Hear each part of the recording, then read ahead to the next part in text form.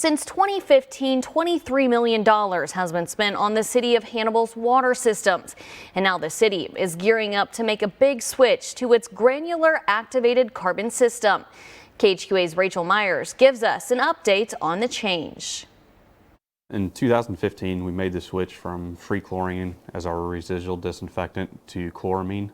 That's where we add a little bit of ammonia on the tail end of our process. Chlorine was used to disinfect the water Hannibal filters in from the Mississippi River. Chloramine was adopted for its two benefits. One, it keeps water clean for a longer period of time, and two, it ensures that bacteria is removed. But Hannibal voters did not approve of the switch and voted to discontinue the use of ammonia and ultimately chloramines. The reason? Health effects that they'd read about on the internet, rashes, skin irritation, breathing problems. Those were the complaints. We never really had documented cases, but because of the vote, this is what we ended up with. And what they did end up with is a new water plant and treatment process beginning this March. This has cost the city of Hannibal over $10 million. In the past, Hannibal's drinking water was exceeding legal limits of a disinfection byproduct called trialomethane. According to certain publications, if you have waters that grossly exceed those limits, if you drink 2 liters a day for 70 years, you have a 1 in 100,000 chance of developing cancer from it.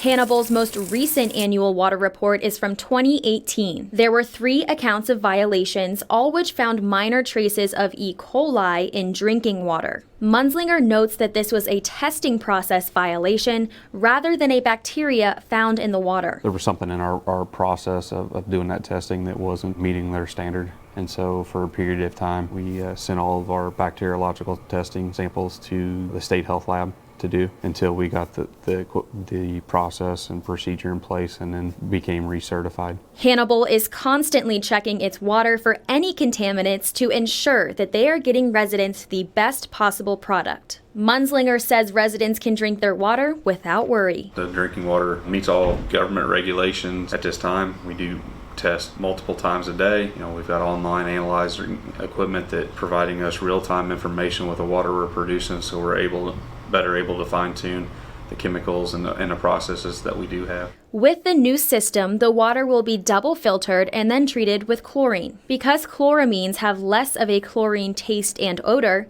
Hannibal residents may be able to taste or smell chlorine in their water when the switch is first made, but that will decrease as the old water phases out and the new water takes over. The 2019 water quality report will be released this summer, but there's another big problem: aging water lines. Old water mains can cause leaking and allow for boil orders or a lack of water. Now, with this aging infrastructure, Munzlinger expects leaks to increase. The new voter-required change in treatment process has tied up funds for now, so replacing these lines will have to wait.